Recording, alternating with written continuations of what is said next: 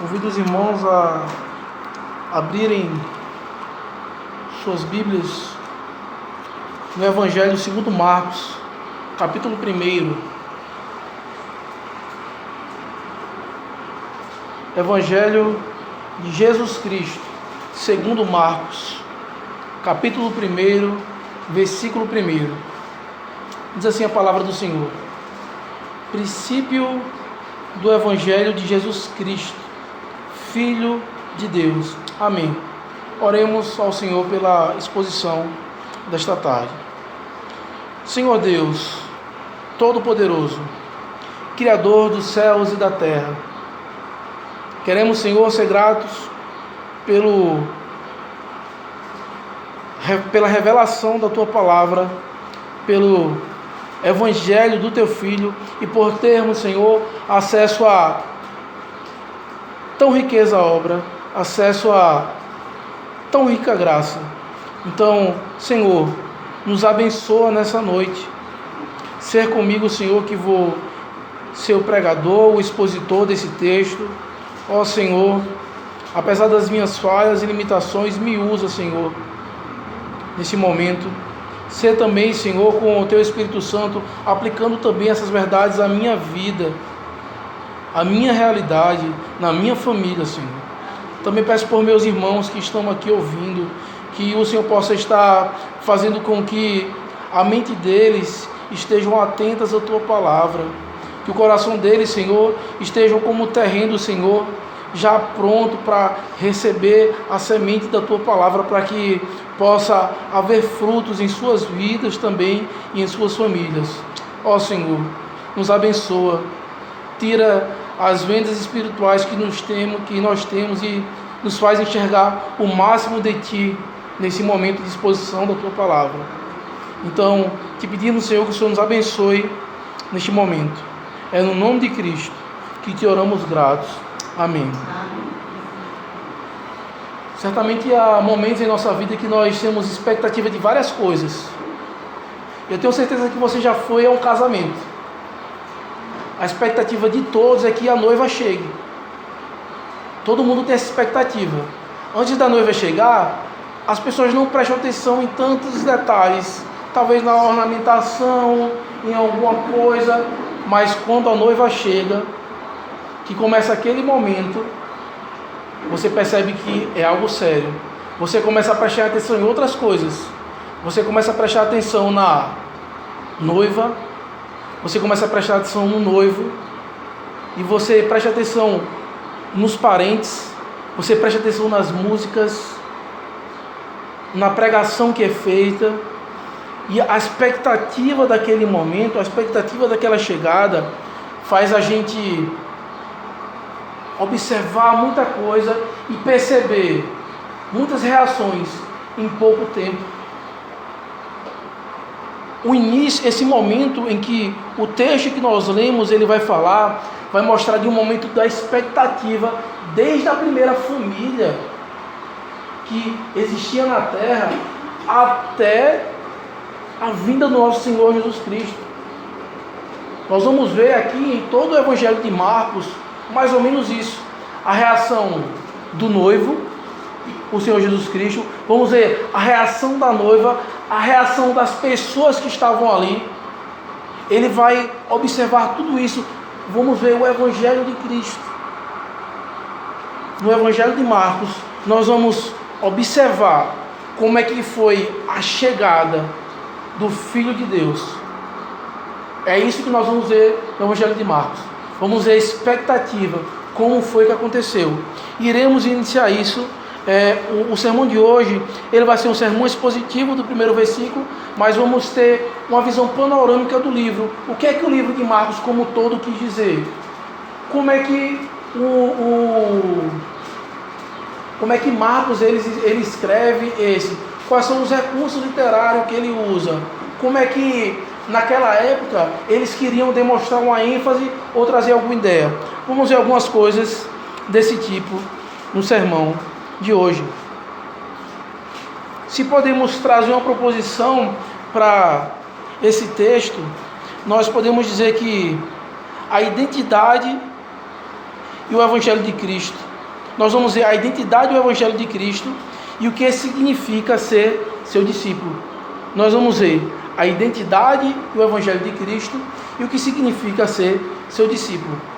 Como hoje é o primeiro sermão, há algumas informações que são importantes nós sabermos sobre o Evangelho segundo Marcos. Ele é um evangelho sinótico. Evangelhos sinóticos são evangelhos que são escritos de maneira parecida. Mateus, Marcos e Lucas são considerados evangelhos sinóticos.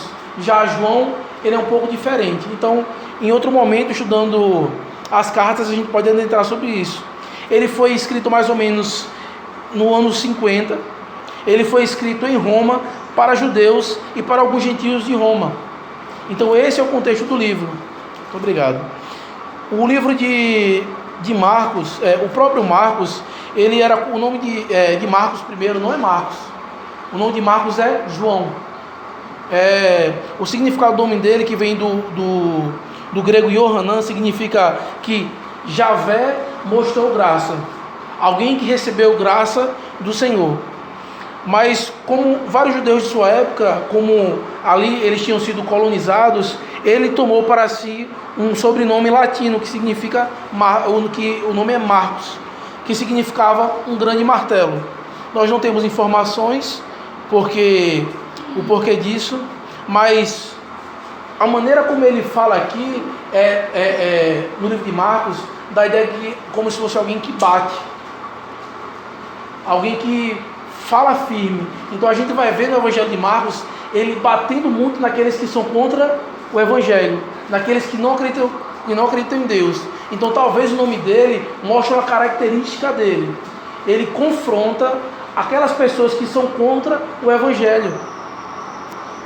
E nós vemos que ele é conhecido até como João Marcos. Vemos em Atos 12, Atos 15, vemos ali um pouco sobre ele. Mas quando vamos olhar o texto que nós lemos, o versículo 1, que vai dizer: princípio do Evangelho de Jesus Cristo, Filho de Deus. A ideia de trazer de princípio, de início, a ideia de arquê, que traz a palavra que é usada, a palavra arquê, que traz uma ideia de arquetipo, como se fosse o protótipo. O interessante é que ele foi o primeiro evangelho escrito, o Evangelho de Marcos. E a gente, quando olha, a gente pode dizer: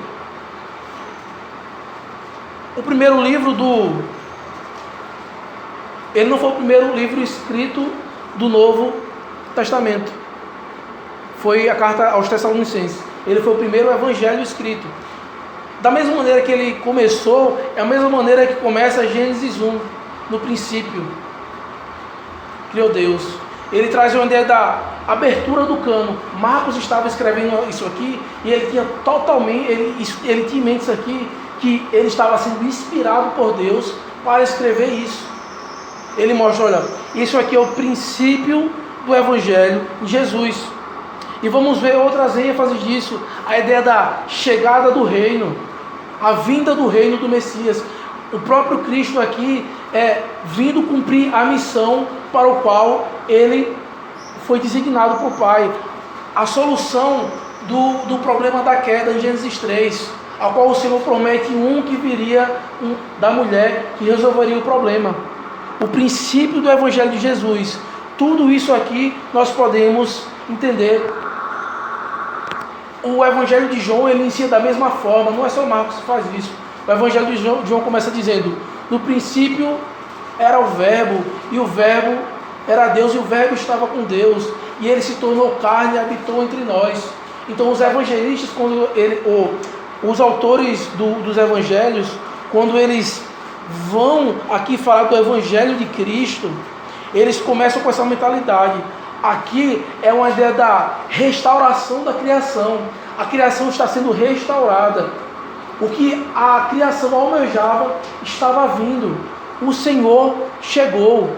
O céu desceu à terra. O céu na terra. A separação que há entre os homens parou de existir. O livro de Mateus, quando vai falar do nosso Senhor, ele vai dizer que Um dos nomes do Senhor qual é? O Deus é Manuel, que significa Deus conosco. O nosso Senhor está conosco, Ele habita entre nós. Então essa ideia que traz aqui na palavra princípio é justamente que o reino de Deus está aqui conosco. A plenitude dos tempos, o momento crucial da humanidade, o Deus encarnado, o próprio Deus está aqui. E ele vai falar que é o início do Evangelho de Jesus Cristo. Ele começa aqui, a perspectiva que Marcos ele vai iniciar é justamente de quando começa o batismo de Cristo, de quando começa o seu ministério. Os evangelhos vai falar da sua infância e alguns momentos de perseguição, mas Marcos ele vai iniciar justamente do Evangelho, quando Cristo ele começou a sua obra. Então, entendendo que Cristo ele veio, ele está conosco, nós estamos vendo agora é o céu na terra, é a chegada do reino, a plenitude dos tempos. O Evangelho de Jesus Cristo se inicia.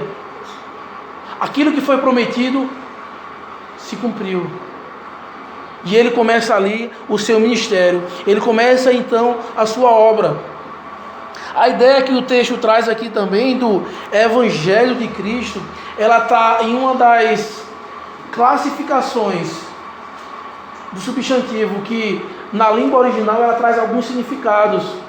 O genitivo aqui, quando ele é usado, Evangelho de Jesus Cristo, a forma que ele é usado de maneiras singulares, que vai trazer uma ideia que o próprio Cristo, ele não é só, ele não é o sujeito do Evangelho, ele também é o objeto do Evangelho, ele é o próprio Evangelho. O Cristo, ele, além de ser o sujeito, ele é o Evangelho, a vida dele é o Evangelho. Então, não é só o Evangelho de Jesus Cristo, o Evangelho é o próprio Cristo, é a sua vida. É essa ideia quando ele está usando aqui, quando aqui da tradução não dá para trazer toda essa ideia, mas quando o genitivo é usado com aquela terminação específica, ele está trazendo justamente essa ideia. Nós temos o Cristo que está presente, ele chegou, mas ele também tem o seu Evangelho, que é a sua própria vida. Essa é a ideia que o texto nos traz. O texto aqui ele se refere a Jesus falando do seu Evangelho e falando da sua própria vida. Quando Jesus falava do Evangelho, ele estava falando dele mesmo. Ele não estava falando de outro. Como nós vamos ver, todos os profetas que vinham antes dele estavam falando de quem? Estava apontando para ele.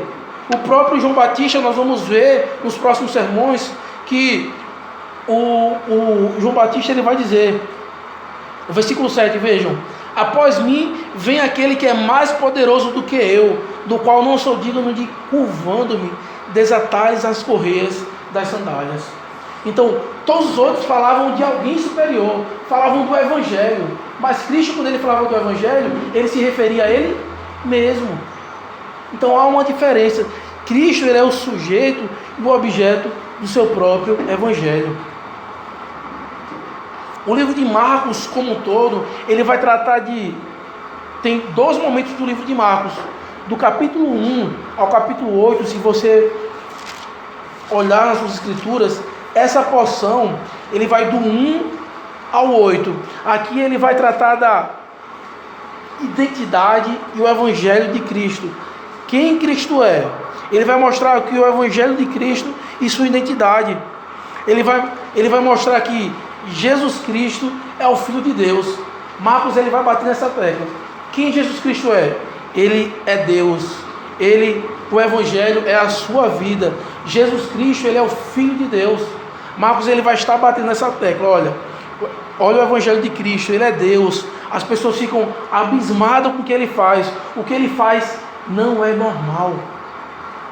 O que Cristo faz, nenhum homem consegue fazer. Nenhum homem é tão poderoso quanto. O que ele faz é algo tão impressionante que as pessoas ficam, como isso pode existir?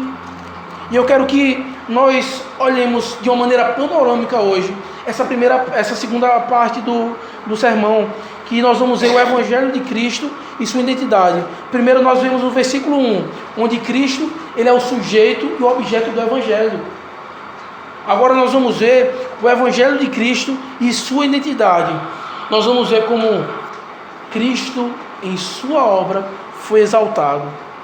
Nesse momento eu vou estar folheando alguns versículos para nós olharmos como Marcos ele dá uma ênfase no livro que o Senhor Jesus Cristo é exaltado.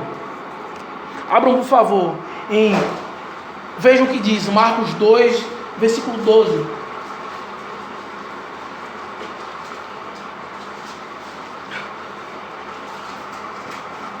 Marcos 2, 12 vai dizer: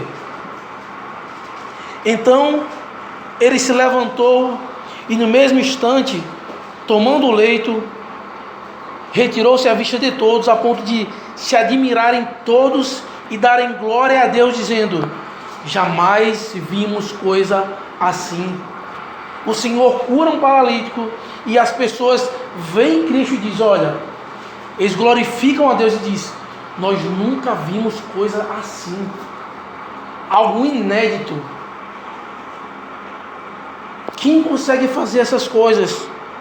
Logo depois, Marcos 2, versículo 28, versículo 27, versículo 28, o texto vai dizer o seguinte: e acrescentou: o sábado foi estabelecido por causa do homem, e não o homem por causa do sábado.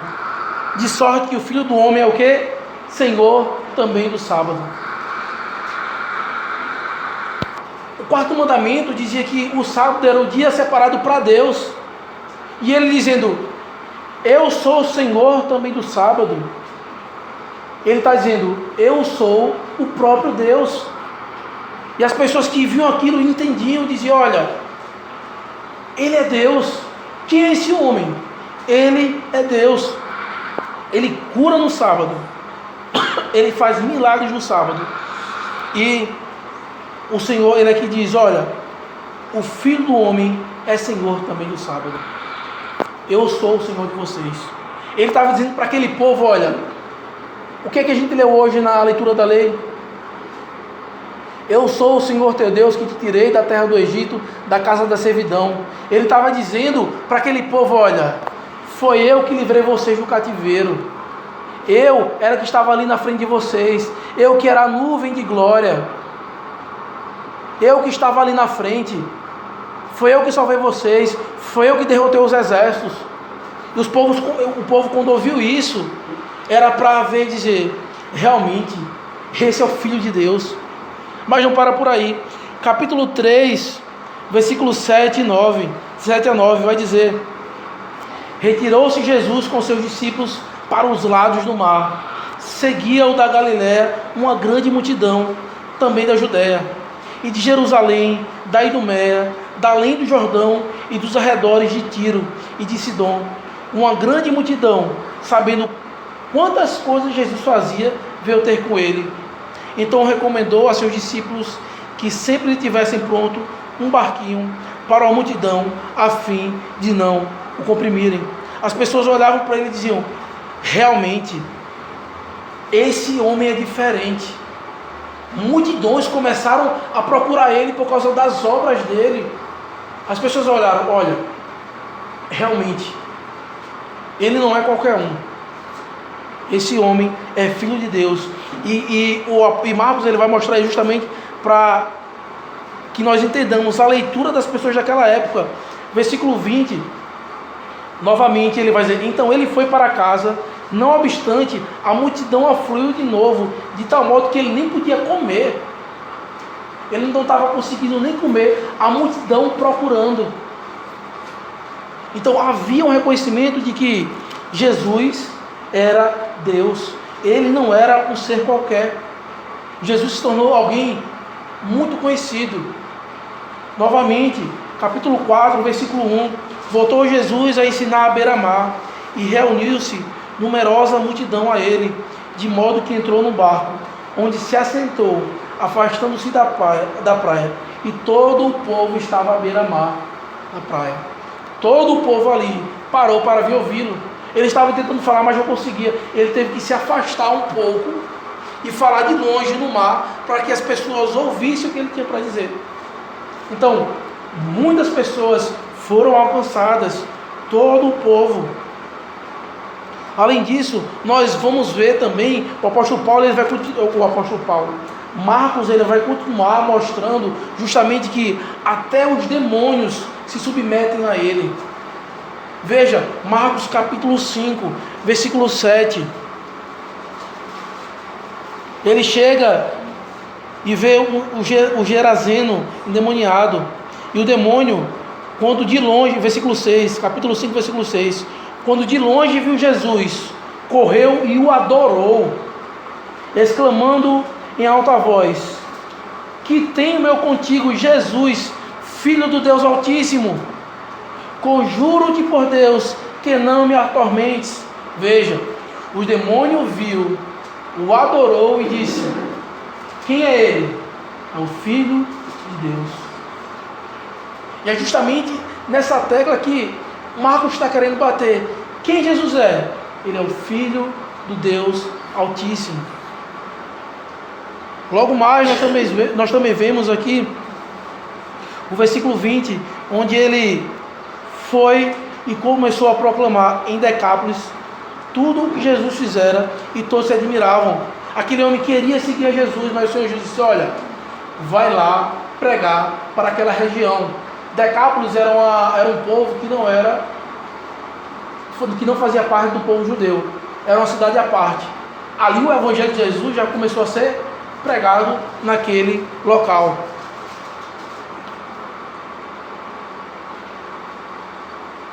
Logo mais nós começamos a ver outro milagre de Jesus.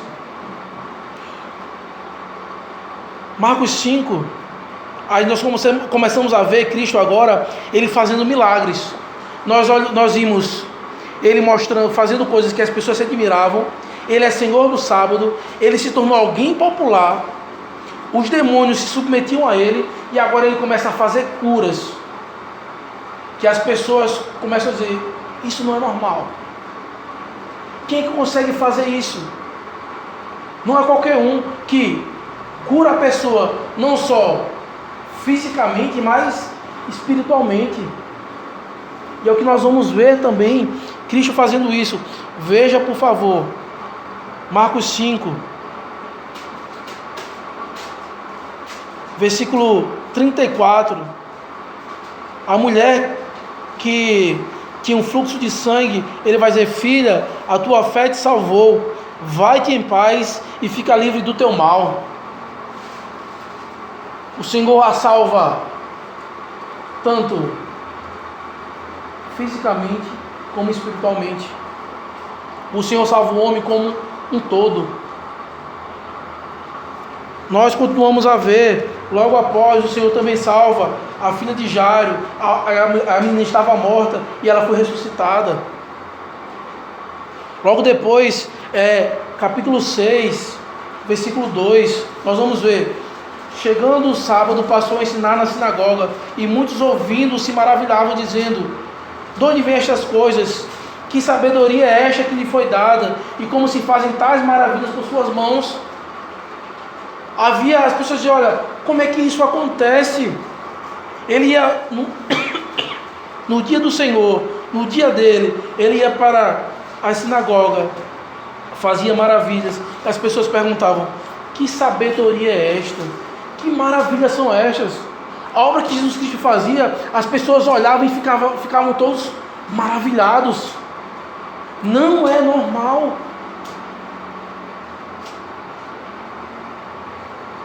Ainda mais, uma multidão estava ali com ele. Veja, capítulo 6.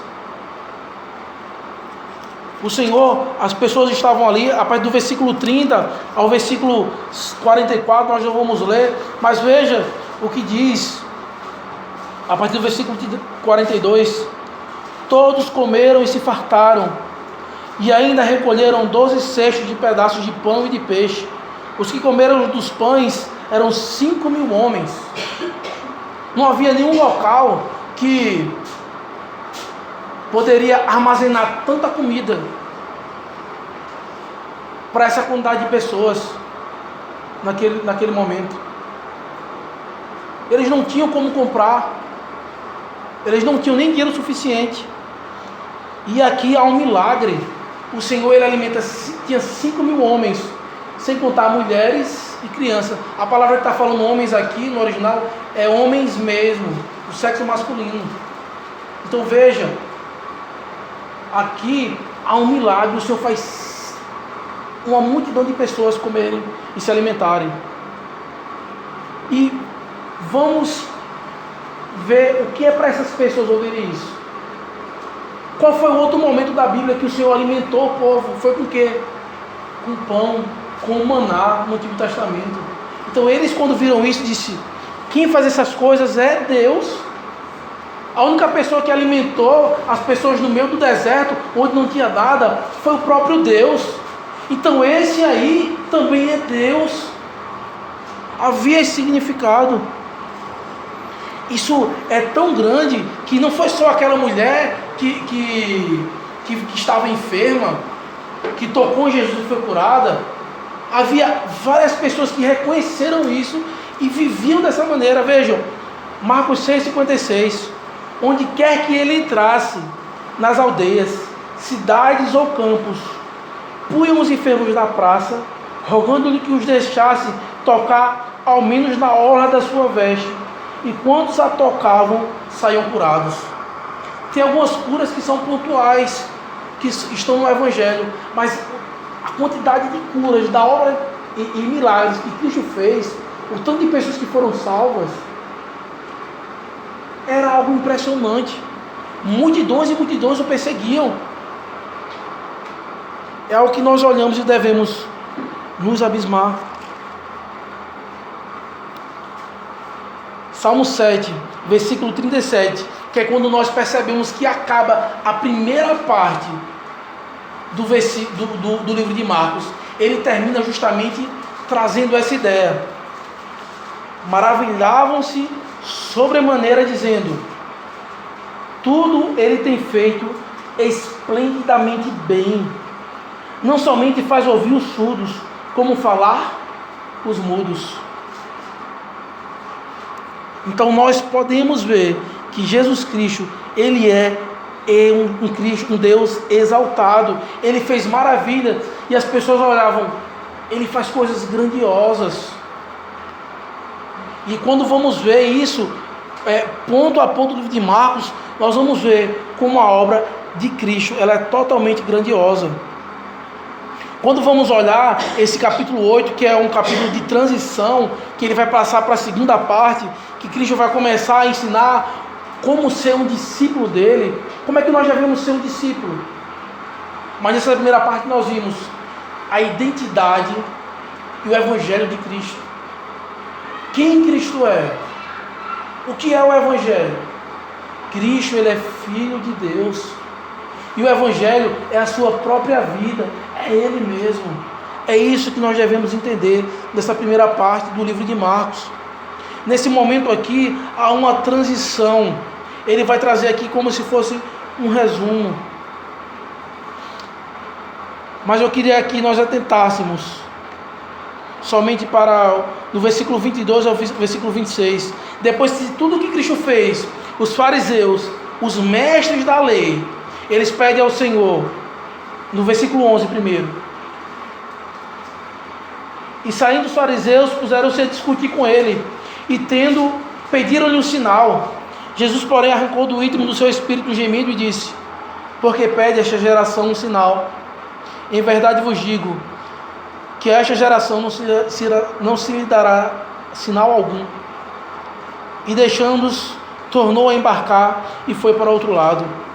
Depois de tudo que Cristo fez, depois de todas as pessoas reconhecerem e estarem maravilhados, eles ainda chegam: me dá algum sinal? Que sinal mais eles queriam? E depois disso, o Senhor, ele começa a abordagem de como ser um discípulo.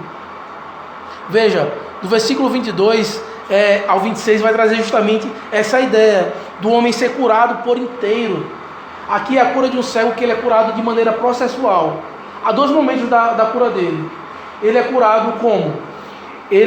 A primeira vez o Senhor pega, passa nos olhos dele, e ele começa a enxergar as pessoas como árvores. E o Senhor fala: você está enxergando o quê? Eu vejo os homens como árvores. Novamente, o Senhor, ele passa a mão e ele começa a enxergar de maneira perfeita. Ele fala: e tudo distinguiu de modo perfeito.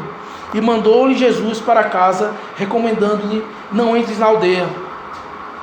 A ideia é que o Senhor, aqui ele está trazendo uma figura que Cristo ele salva o homem tanto físico quanto espiritualmente. O homem estava dentro da aldeia. Quando Cristo vai curar esse homem, o Senhor tira ele da aldeia, daquele local de idolatria, salva ele fisicamente e diz para ele: olha, não retorne à aldeia, não volte para lá, não volte para esse local de idolatria. Quando formos no templo expor esse texto, nós vamos ver mais ênfases que o texto traz, mas é essa a ideia: sai do local de idolatria, eu vou lhe curar fisicamente, mas eu também lhe curei espiritualmente, não volte para aquele lugar. Então é isso que Cristo está dizendo. Aí depois que ele traz essa ideia de que ele salva o homem, tanto física quanto espiritualmente, nós vamos ver a terceira coisa importante nesta noite: o que é ser discípulo de Cristo. O que é ser um discípulo de Cristo? Há uma sequência aqui no livro de Marcos, mostrando justamente como se fosse um ciclo vicioso dos apóstolos de Cristo. O Senhor Jesus Cristo fazia o seguinte com eles: o Senhor Jesus Cristo anunciava a sua morte e a sua ressurreição. Ele falava: é necessário que eu morra, é algo necessário. Só que os discípulos diziam: olha, Senhor, eu não quero que você morra, isso não vai acontecer, eu vou com o Senhor. E o Senhor repreende eles: olha, pare com a ignorância de vocês, parem com o coração duro de vocês, é necessário que minha vida seja dessa maneira, eu preciso sofrer. Hoje de manhã falamos um pouco sobre o sofrimento, mas ele vai dizer: olha, é necessário que nós soframos, e logo depois ele ensina como ser discípulos, e é uma sequência, é um ciclo vicioso. O Senhor anuncia que precisa morrer, os discípulos endurecem o seu coração, o Senhor os repreende e ensina como ser discípulo. Acontecem essas quatro coisas várias vezes. Vamos ver essa sequência até o livro de final de Marcos. Veja, abra por favor em Mateus, a gente já está em Marcos 8. Veja o que diz o versículo 27. O Senhor começa ensinando seus discípulos. Essa é a primeira vez que acontece. Ele chama os seus discípulos e começa a ensinar. Quem diz os homens quem sou? Ele começa dizendo: quem eu sou? Responderam: João Batista, outro Elias, mas outros, alguns dos profetas. Então ele lhes perguntou: mas vós, quem dizeis que eu sou? Respondeu Pedro e lhe disse: tu és o Cristo. Advertiu Jesus que a ninguém dissesse tal coisa a seu respeito. E então vai começar o ciclo vicioso, do versículo 31 a 33. Veja, primeira coisa, Jesus anuncia sua morte e ressurreição. Então começou ele a ensinar. lhes que era necessário que o Filho de Deus, o Filho do Homem, sofresse muitas coisas, fosse rejeitado pelos anciãos, pelos principais sacerdotes e pelos escribas, fosse morto e que depois de 3 dias ressuscitasse. Ele anuncia aqui a sua morte e a sua ressurreição. Logo depois, o que acontece? E isso ele expunha claramente, mas Pedro, chamando a parte, começou a reprová-lo. Então Cristo fala: olha, eu sou o Cristo, é necessário que eu morra. Pedro tinha acabado de reconhecer: tu és o Cristo. Mas Pedro ele fala: peraí, Senhor, tu és Deus, mas não é bem assim que funciona. O Senhor não precisa morrer, não. O Senhor não está tão certo nisso aí, não. Esse negócio está errado. E ele chama o próprio Deus e começa a reprová-lo. Não é bem assim. as coisas não devem ser assim. E eu quero aproveitar esse momento para fazer uma aplicação. Quantas vezes nós escutamos a obra do Senhor, escutamos o seu Evangelho, o Senhor Jesus Cristo está dizendo: é necessário que morramos, é necessário que matemos a nossa carne, é necessário que nós nos arrependamos, é necessário mudança. Mas muitas vezes mas não é bem assim, Senhor. Nisso aqui eu não vou mudar porque eu acho que não é tão correto. Eu acho que aqui não está tão claro. Muitas vezes nós, quando ouvimos a palavra do Senhor, agimos como os discípulos de Cristo, os seus apóstolos. E o Senhor, olha a atitude de Cristo. Jesus, porando, voltou-se e, fitando os seus discípulos, repreendeu a Pedro e disse: arreda, Satanás, porque não cogita das coisas de Deus, e sim das dos homens. Quando nós ouvimos a palavra do Senhor, nós estamos fazendo como o próprio Satanás. Queremos mudar um pouquinho a palavra do Senhor, senão não é bem assim. Quando a serpente foi falar com a mulher, o que foi que ele disse? Ele usou o quê? Ele inventou alguma coisa nova? Ele pegou a palavra do Senhor e ele fantasiou. Veja, ela falou: é assim que Deus disse, Gênesis 3:1, não comereis de toda a árvore do jardim? O Senhor disse isso, não disse? Comereis de toda a árvore do jardim. Mas o que foi que o Senhor disse? Mas da árvore do conhecimento do bem e do mal você não coma. Ele pega a parte da palavra do Senhor e diz: não é bem assim. E muitas vezes nós olhamos para a palavra do Senhor e queremos ouvir só aquilo que só aquilo que nos agrada, como nós ouvimos hoje. É só aquela religião do spa. Nós só estamos prontos a ouvir aquilo que é agradável, que nos traz conforto. Mas quando diz: se arrependa e creia no Senhor, que você está errado, mude sua vida, largue seus pecados, largue seus vícios, nós dizemos: peraí, Senhor, não é bem assim. E foi isso que Pedro acabou de fazer. E Jesus o reprova e diz: arreda, Satanás, porque você não cogita das coisas de Deus, mas sim das dos homens. A nossa mente tem que estar cativa à palavra do Senhor, para nós cogitarmos das coisas de Deus. E o Senhor, logo depois, Ele tem esse processo, e Ele começa então a ensinar os discípulos. Ele fala: olha, se vocês querem ser meus discípulos, o que é que vocês têm que fazer?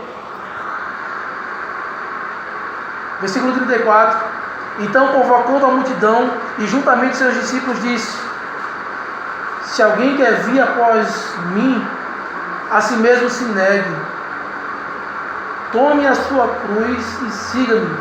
Quem quiser, pois, salvar a sua vida, perdê-la-á, e quem perder a vida por causa de mim e do Evangelho, salvá-la-á.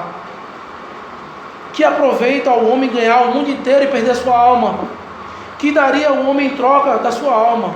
Porque qualquer que nesta geração adúltera e pecadora se envergonhar de mim e das minhas palavras, também o Filho do Homem se envergonhará dele, quando vier na glória de seu Pai com os santos anjos. O Senhor está dizendo: você quer ser meu discípulo?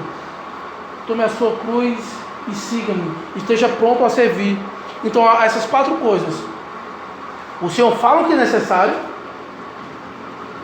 Os discípulos, eles, com coração duro, ignoram o Senhor. O Senhor os repreende e os ensina. Vamos ver no decorrer da narrativa do livro de Marcos, isso acontecendo outras vezes, mesmo depois disso. Veja, por favor, capítulo 9, versículo 30 e versículo 31.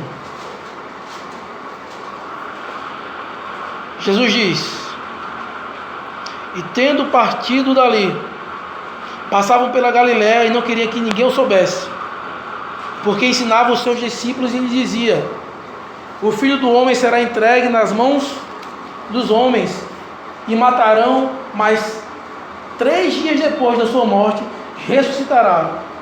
Eles, contudo, não compreendiam isto e temiam interrogá-lo. O Senhor diz: olha, é preciso que eu morra, mas eles não quiseram entender. Eles não queriam aceitar. Isso para eles não fazia sentido. Eles estavam esperando, como o povo do Antigo Testamento, aquele rei que viria de uma maneira militar e tiraria dali o Império Romano. Mas o Senhor disse: não, eu vim vencer a morte. Ele é necessário que eu morra. E os discípulos, olha, endureceram o coração. E veja como continua a narrativa.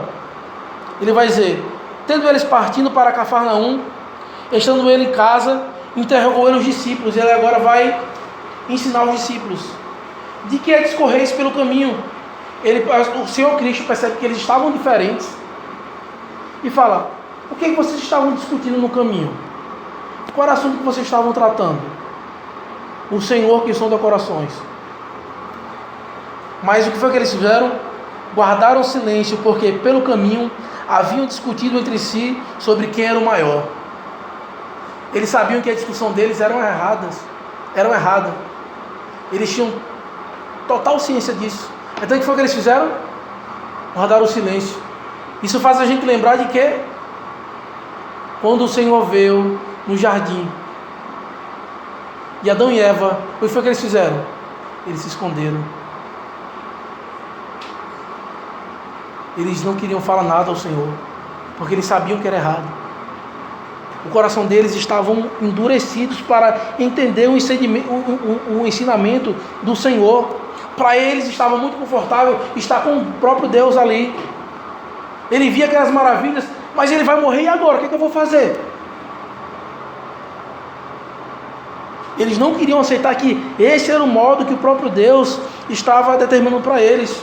E o Senhor continua dizendo: e ele, assentando-se, versículo 35, chamou os 12 e lhes disse: se alguém quer ser o primeiro, será o último e servo de todos.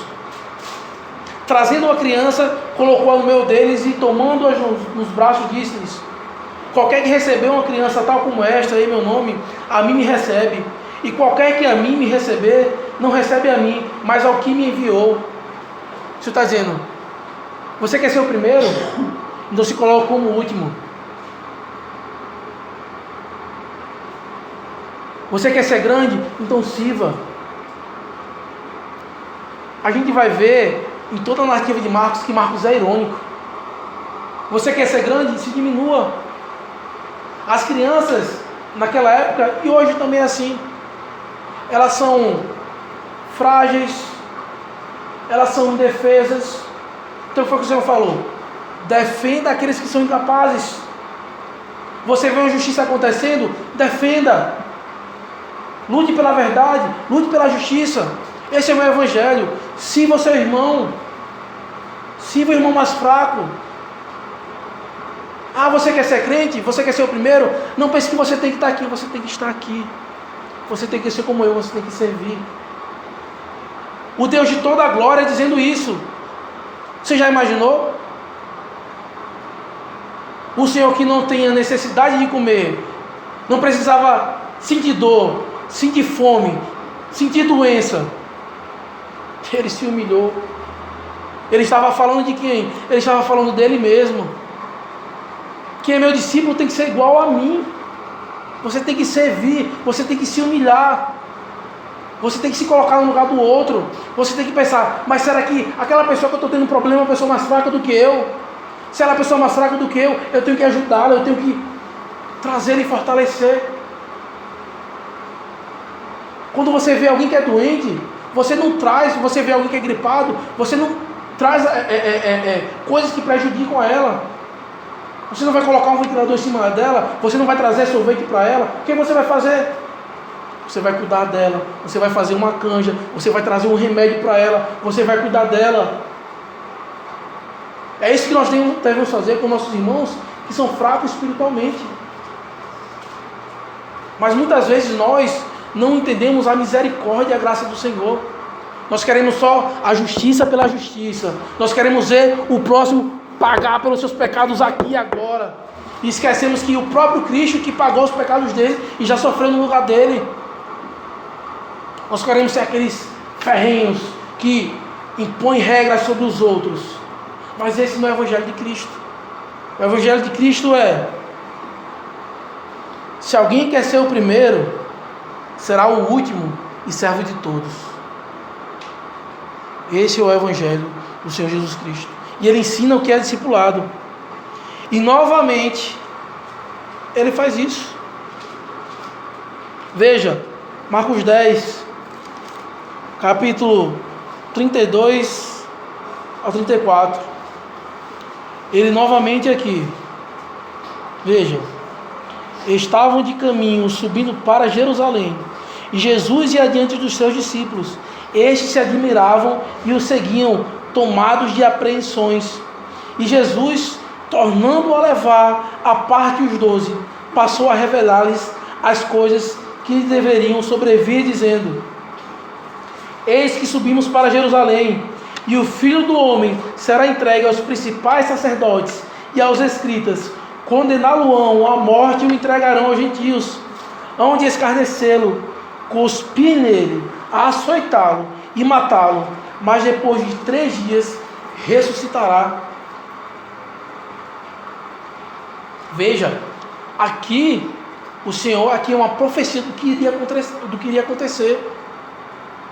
Nós vemos o ofício de profeta aqui no nosso Redentor.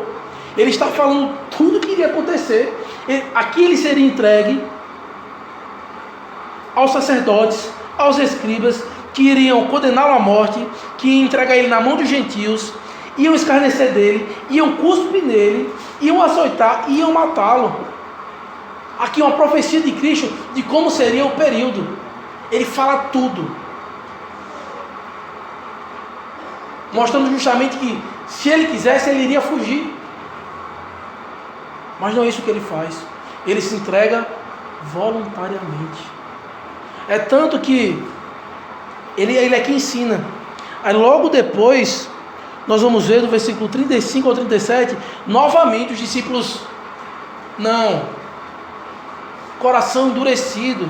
Veja, então se aproximaram dele Tiago e João, filhos de Zebedeu, dizendo-lhe: mestre, queremos que nos concedas o que te vamos pedir. E lhes perguntou: que quereis que vos faça? Responderam-lhe: permite-nos que na tua glória nos assentamos um à tua direita e outro à tua esquerda. Mas Jesus lhe disse: não sabeis o que pedis. É algo triste, pois eles acabaram de ouvir novamente Jesus dizendo: é preciso que eu morra. Eles não estavam se preocupando no que eles deveriam fazer. Eles falaram: olha, eu quero prioridade lá. Chega lá, eu quero ser prioridade. Eles estão fazendo a mesma coisa que aconteceu da outra vez. Quem vai ser o primeiro no reino dos céus? Quem é que vai ter vantagem? E o Senhor Jesus fala: vocês não sabeis o que pedis. Pode vós beber o cálice que eu bebo? Eles não receberam o cálice da ira do Senhor? Ou receberam o batismo com que eu sou batizado? Disseram-lhe: podemos. Tornou-lhe Jesus: bebereis o cálice que eu bebo e recebereis o batismo com que eu sou batizado. Quanto, porém, ao assentar-se à minha direita ou à minha esquerda, não me compete concedê-lo, porque é para aqueles a quem está preparado. Ouvindo isto, indignaram-se os 10 contra Tiago e João. E o interessante é que não foi só Tiago e João. Os outros se indignaram porque eles estavam procurando, eles tomaram a frente para fazer aquilo que eles queriam. Eles também queriam aquilo. Jesus, chamando-os para junto de si, disse-lhes: sabeis os que são considerados governadores do povo, temos sob seu domínio, e sobre eles os seus maiorais exercem autoridade. Mas entre vós não é assim. Pelo contrário, quem quiser tornar-se grande entre vós, será o que vos sirva. E quem quiser ser o primeiro entre vós, será servo de todos. Pois o próprio Filho do Homem não veio para ser servido, mas para servir, e dar a sua vida em resgate por muitos. Isso é que é ser discípulo do Senhor. E depois disso ainda, nós podemos ver em outros textos que isso se repetia. Veja, quando Cristo ele estava sendo entregue ali, o que foi que Pedro fez? Ele não queria que isso acontecesse, ele tirou a espada e arrancou a orelha do homem. Assim, o que é isso? Eu estou me entregando de maneira voluntária. A própria profecia do texto dele aqui, ele já sabia que isso ia acontecer. Ele fala que tinha um traidor, ele fala, lá vem o traidor. Se ele quisesse fugir, ele poderia fugir. Se ele quisesse esconder, ele poderia se esconder. Mas ele se entregou de maneira voluntária. E isso é ser um discípulo do Senhor. Não é querer a glória para mim, é darmos a nossa glória a Deus. E se alguém deve reconhecer a nossa obra, não deve ser o irmão que está do seu lado, deve ser o próprio Deus, pois é Ele que vem em secreto, que te vai recompensar, é o que a palavra nos diz. Quando chegarmos na eternidade perante o Senhor, o que vai valer o seu irmão dizer? Você é uma pessoa muito boa. Vai valer o que perante o Senhor? Alguém que infla seu ego. Que validade vai ter isso na eternidade? Mas quando estivermos naquela multidão de pessoas, o próprio Senhor olhar para nós e dizer para nós: servo bom e fiel, tu foste fiel no pouco, sobre muito te colocarei. Isso sim vale a pena. O Filho de Deus nos reconhecendo, e Ele sabe o que nós fazemos, Ele sonda os nossos corações, e é essa a ideia que o apóstolo, que Marcos aqui ele vai trazer, e ele é muito irônico. Nós podemos ver aqui várias ironias, mas estamos aqui no capítulo 10, versículo 10, versículo 17 ao 22, nós podemos ver aqui, ele falando do jovem rico, que não queria abandonar a sua riqueza. O Senhor percebeu que ele adorava a sua riqueza. O Senhor falou: olha, vende tudo. Você quer me seguir? Vende tudo e me segue. Foi o que ele fez. Ele, porém, contrariado com esta palavra, retirou-se triste, porque era dono de muitas propriedades. Aí o Marcos começa a falar do perigo das riquezas. Aí tem esse pedido de Tiago e João, que é outra estrutura que nós podemos também estudar depois. Mas logo depois ele vai falar da cura de um cego mendigo, do versículo 46 ao versículo 52. Ele vai mostrar que quando ele saiu de Jericó, juntamente com os discípulos e numerosa multidão, um cego mendigo, filho de Timeu, estava sentado à beira do caminho. Era alguém conhecido na época, alguém que era cego e que era pobre. O Senhor Jesus falou: que queres que eu te faça? Versículo 51. Respondeu o cego: mestre, que eu torne a ver. E Jesus lhe disse: vai, a tua fé te salvou. E imediatamente tornou a ver e seguia Jesus estrada afora. Marco aqui está fazendo um contraste de alguém que tinha amor pelas riquezas, preferiu a riqueza do que a Cristo, e alguém que é pobre, que abandonou o que ele tinha e foi seguir a Cristo. Marco ele é muito irônico. Ele vai trazer várias vezes essa ênfase, deixando bem claro que não é rico ser pecado, não é pecado ser rico, não é pecado você procurar ter uma vida melhor. Pelo contrário, é algo lícito, importante. Mas o que Marcos está dizendo aqui, qual o perigo? O perigo não é o dinheiro, mas é o amor a Ele. E Cristo identificou isso nesse homem. E Cristo pegou um homem que também estava em uma situação difícil e o salvou. Então Marcos ele acaba usando a ironia. Também tem uma estrutura que a gente vai ver no livro de Marcos, que eu quero que vocês também entendam isso. Porque Marcos, quando ele quer dar ênfase em uma coisa, ele faz isso. Ele começa, era o recurso literário da época. Quando ele quer chamar a atenção para uma coisa, ele começa uma coisa, traz algo importante no meio, e depois ele termina aquilo. Justamente aqui ele faz isso. Ele fala do perigo das riquezas, ele fala sobre a vinda de Cristo e depois fala de alguém pobre. ele faz um contraste dizendo, olha, preste atenção no que está aqui no meio.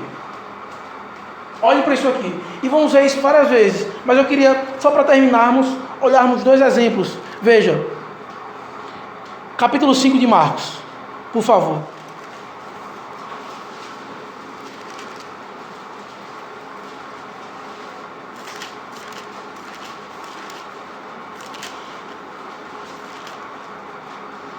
Capítulo 5 de Marcos, ele vai trazer aqui um contraste para dizer, olha, preste atenção que aqui eu estou querendo dizer algo para vocês aqui nessa porção. Eu quero que vocês entendam.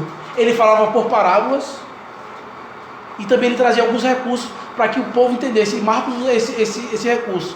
O nome que é chamado, o nome técnico que é chamado, eles falam que é a ideia de um sanduíche. Tem um pão e uma carne no meio.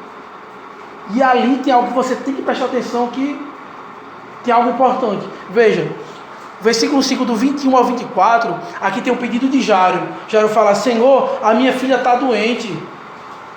Olha, eu quero que você preste atenção no versículo 22 do final. O que é que ela faz? Um principal da sinagoga chamado Jairo, vendo Cristo, prostou-se aos seus pés. Isso era um sinal de adoração. Ele estava reconhecendo que Cristo era Deus. Ele fala, minha filhinha está à morte. Vem, impõe as mãos sobre ela, para que seja salva e viverá. Então ela está dizendo, olha, aqui, aquele homem reconheceu que ele era Deus, e agora Cristo está saindo para salvar a filha dela, a filha dele. Só que, de repente, ele quebra a narrativa, e ele começa a falar o que é agora? A cura de uma mulher enferma. E ele começa a falar dessa mulher, que é a cura da mulher, que tem um fluxo de sangue e tudo mais. Versículo 33, veja, ele vai dizer, então a mulher, atemorizada e tremendo, quando Jesus pergunta, alguém tocou em mim e saiu poder, consciente do que nela se operara, ela sabia que já estava curada, ela sentiu que tinha sido curada na hora, ela se prostrou diante dele e declarou-lhe toda a verdade.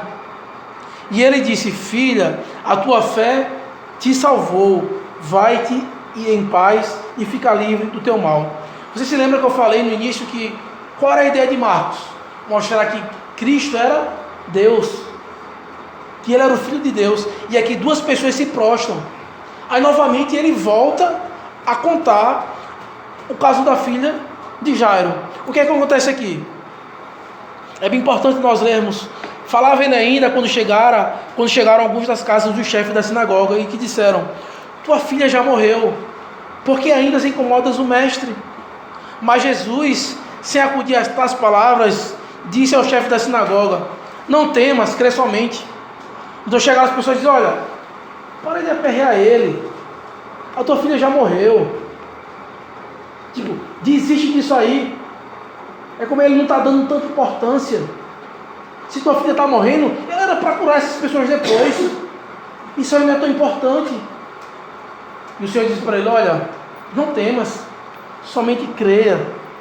E continuava, Jesus chegou na casa do chefe, e muitos choravam e pranteavam. Quando o Senhor entrou, ele disse, por que estáis em alvoroço e chorais? A criança não está morta, mas dorme. E olha a atitude daquelas pessoas. E riam-se dele. Eles riram do Senhor. Tendo ele, porém, mandado sair a todos, tomou o pai e a mãe da criança e os que vieram com ele, e entrou onde ela estava. Tomando-a pela mão, disse, Talitá cumi, que quer dizer, menina, eu te mando, levanta-te. Você já imaginou o que é para o pai? Ele vê o seu filho morto e ter o Deus ressuscitando o seu próprio filho. Aqueles que zombavam do Senhor. E logo depois, aqueles que estavam rindo e zombando do Senhor. O que foi que aconteceu? Eles ficaram todos sobremaneira admirados. Veja a ironia. Aqueles que disseram, olha, deixa esse aí. Eles estavam rindo. Agora, qual era a atitude deles? Eles estavam sobremodo admirados. E o que é que essa narrativa também nos traz a ideia? Veja, ele começa dizendo: olha, Jairo se prostrou ao Senhor. Aquela mulher se prostrou ao Senhor. E quando ele vai curar a menina, ele usa justamente um termo numa língua diferente. E ele fala para a menina o quê? Se levante. Olha o contraste. Os que se prostraram foram o quê? Erguidos. É justamente isso. Aquele que é menor, se você quer ser grande, se diminua. Aquele que se prostraram ao Senhor, Ele o curou e o serviu. É essa ênfase que o Senhor está querendo dizer, que por meio dessa narrativa, por meio desse recurso literário, Marcos está dizendo: olha, aqueles que servem a Deus serão abençoados e serão glorificados. Ele está querendo trazer essa ênfase. E nós vamos ver por meio de recursos que Marcos ele usa isso de uma maneira fora do normal. É como se as pessoas disseram: eu não creio. As pessoas riem. Aí ele fala: vocês riem porque vocês não conhecem. Mas quem realmente está rindo somos nós. É o que vai falar o Salmo 2 e o Salmo 3. Que os príncipes, Salmo 2 vai dizer, que os reis da terra se levantam contra o Senhor e contra o seu ungido. Mas o Senhor é que zomba deles. O Salmo 3 vai encerrar justamente dizendo o quê? Que o Senhor quebra os dentes deles. Aqueles que zombam do Senhor, o Senhor quebra os dentes. Já viu aquela pessoa que tira a graça dos outros e quando ele é pego, ele fica sem graça? Foi isso que aconteceu. Eles estavam rindo, zombando, queriam isso aí. Quando viu que aquilo aconteceu, eles ficaram sobremodo admirados com o Senhor. Nós vamos ver isso muitas vezes no livro de Marcos. E só para encerrar, Marcos usa esse artifício no livro todo. Ele traz algumas coisas no começo, meio e fim. Porque ele queria trazer justamente o que é o Evangelho de Jesus Cristo. O que é que ele veio fazer aqui? Abra um favor em Marcos capítulo 1.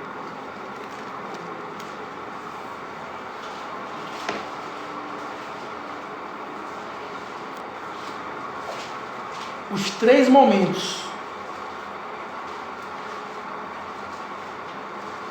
chaves do Evangelho de Cristo tem coisas parecidas.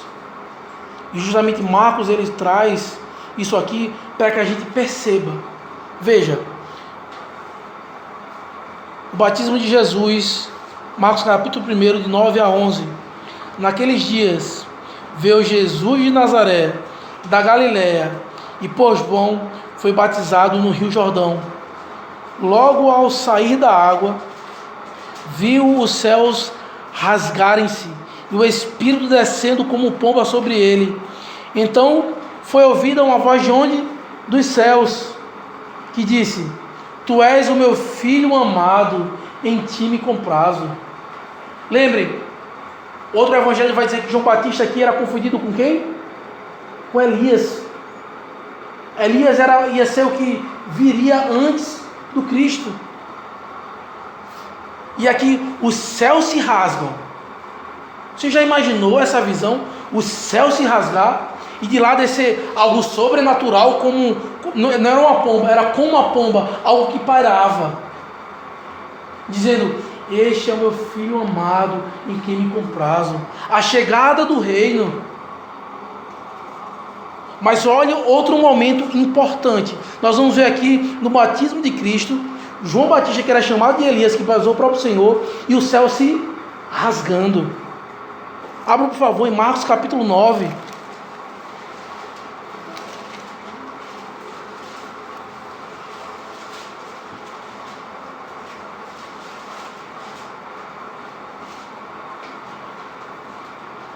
A transfiguração de Cristo, 2 ao versículo 8. Acompanhe atentamente. 6 dias depois, tomou Jesus consigo a Pedro, Tiago e João e levou-os a sós, à parte, a um alto monte. Foi transfigurado diante deles.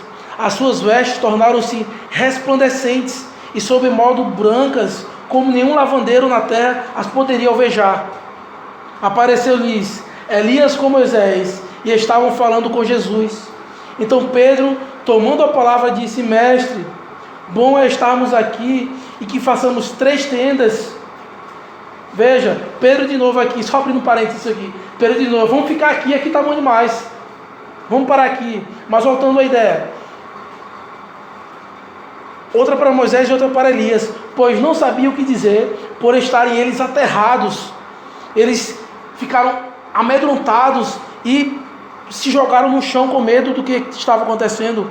A seguir veio uma nuvem que os envolveu, e dela uma voz dizia: Este é o meu filho amado, a ele ouvi.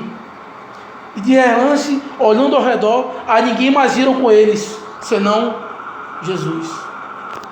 Veja, a ideia aqui novamente do Senhor está aqui. A aparição de Elias, mostrando justamente aquele que viria antes dele, mostrando que Jesus nem era Elias, nem era Moisés, eram outras pessoas. Eles viram que era Elias e Moisés, eles sabiam que Jesus era o Cristo. E novamente, a ideia do céu se rasgar, veio algo do céu. Veja, eu vou ler aqui, os irmãos, o testemunho do sinótico, ele vai dizer em Mateus, na hora da transfiguração, vai dizer: uma nuvem luminosa os envolveu, e eis vindo da nuvem uma voz que dizia: Este é o meu filho amado, em que me comprazo. O que aconteceu no batismo aconteceu na transfiguração. Deus estava ali com eles no batismo, estava na transfiguração e disse: Este é o meu filho amado, em que me comprazo. A presença de Elias, a presença do próprio Deus e algo sobrenatural acontecendo. Aí nós vimos novamente, em outro momento crucial, algo semelhante acontecendo. Veja, Marcos 15,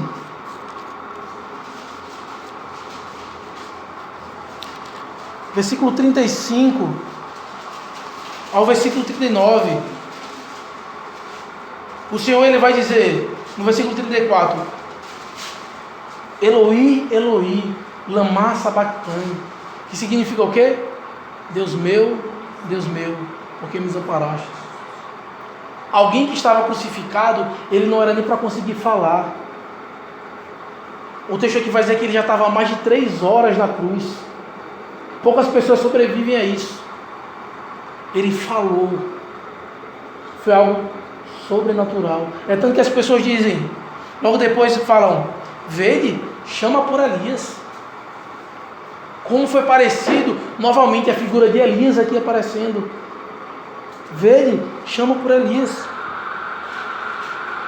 E no versículo 36 ele fala no final também: Deixai, vejamos se Elias vem tirá-lo.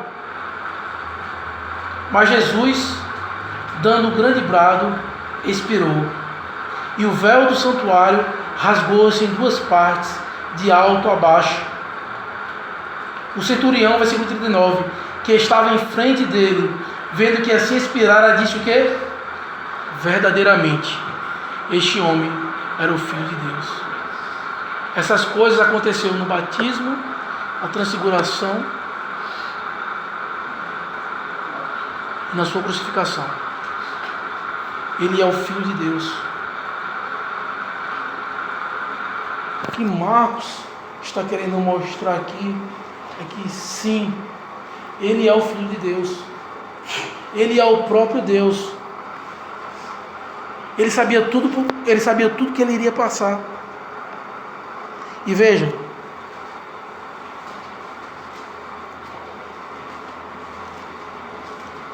o sofrimento de Cristo.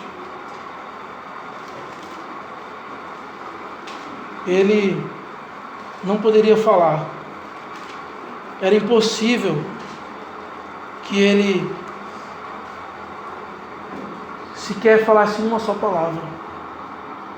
A crucificação fez com que o pulmão dele tivesse comprimido. Ele devia ter dificuldade até de respirar. Era assim que as pessoas morriam na cruz. Era para ser uma morte dolorosa e que demorasse muito. Era impossível qualquer homem dizer um ai. Eles se ficavam arquejando, procurando o ar. O versículo 37 vai dizer que ele deu um grande brado e expirou. Naquele momento onde as pessoas estavam olhando, ele vai morrer. Está próximo à morte dele. Ele morreu diferente de todos os outros que foram crucificados. Ele bradou em alta voz: está consumado. Esse centurião aqui, era a função dele ficar ali olhando aqueles que eram presos. E ele olhou: não é possível que isso aconteceu. Na hora da morte, no último suspiro, de onde ele tirou ar. Isso não é normal. E o Senhor, e ele reconhece: este verdadeiramente é filho de Deus. O véu foi rasgado. A ideia do véu ser rasgado é justamente que não há mais separação.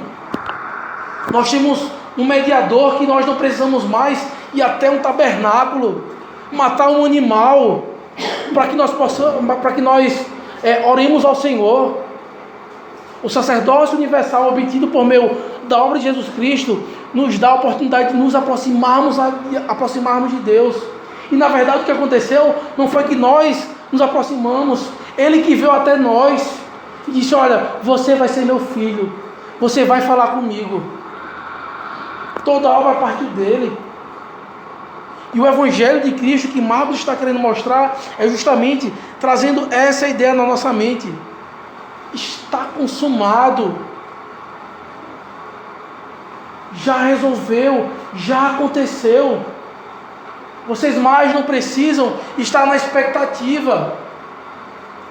O Evangelho de Cristo já foi cumprido. O Filho de Deus, o próprio Deus, Ele está conosco.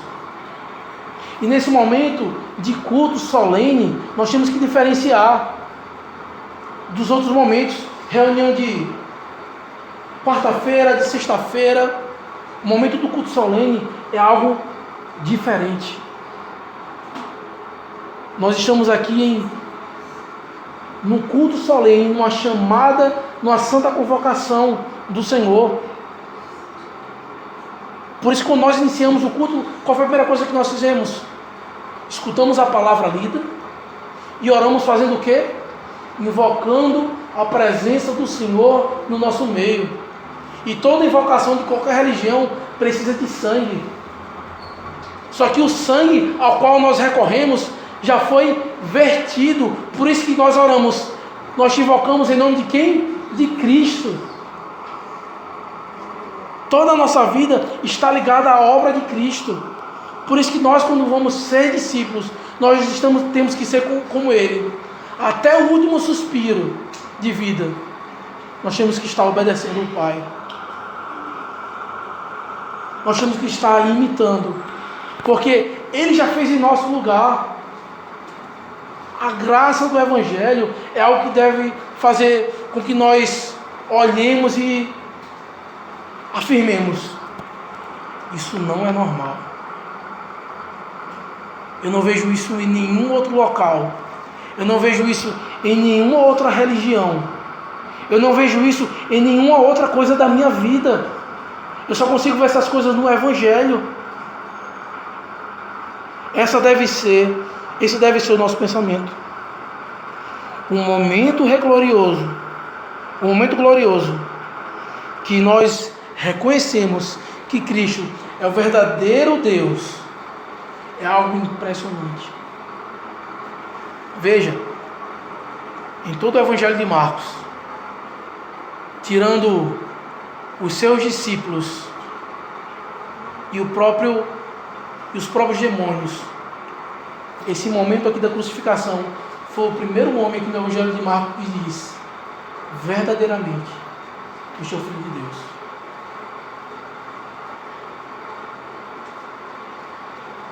Algo sobrenatural aconteceu, para que nós pudéssemos ter vida eterna, que possamos estar percebendo que o Senhor, Ele nos deu essa palavra sobrenatural. Isso aqui não é normal. É algo totalmente especial que o Senhor nos deu, que possamos estar nos agarrando a essas verdades, e que o Senhor nos ajude a entender cada detalhe, cada ironia, cada contraste que o escritor do Evangelho de Cristo escreveu. Então eu conclamo a vocês e lanço um desafio: leiam o Evangelho de Marcos todo, leiam durante a semana, para vocês terem uma visão panorâmica do livro, para que possamos estar entendendo, e quando chegarmos no sermão, vocês olharem para essas coisas: realmente, eu já li isso, realmente, isso tem na palavra de Deus, para que possamos estar aproveitando mais da palavra de Deus, e que, por meio da leitura, o Senhor possa estar usando para que nós possamos ser cristãos que servem. Amém? Amém. Oremos ao Senhor. Senhor Deus Todo-Poderoso, Tu que criou, Senhor, todas as coisas, não temos como esquecer, Senhor, que Tu és Criador e que nós somos criaturas. Pedimos, Senhor, que o Senhor seja conosco. Te pedimos, Senhor, que o Senhor nos ajude a entender mais a Tua palavra. Ajuda, Senhor, meus irmãos a estarem se preparando, Senhor, para ouvir os próximos sermões, para se prepararem para vir para o culto, Senhor, de maneira que o Teu nome seja glorificado. Então, Senhor, também me ajuda, Senhor, a estar entendendo mais a Tua palavra e ser fiel para também estar abençoando a minha vida e também a dos meus irmãos, Senhor. E pedimos o auxílio do Espírito Santo. Nos dá uma semana de paz, nos dá uma semana de descanso, Senhor. Cuida da minha vida, cuida dos meus irmãos. Sê, Senhor, com os doentes. Sê, Senhor, com os irmãos que não puderam vir, Senhor, por motivo de força maior. Ó, Senhor, também te peço que o Senhor incomode os que não vieram por negligência. Se for possível, Senhor, pesa a Tua mão sobre eles, para que eles entendam que é melhor eles estar aqui do que em qualquer outro lugar. Então coloca isso também, Senhor, no coração deles. Nos dá uma semana de paz e de descanso. Cuida, Senhor, dos pequeninos, os livra de todo mal.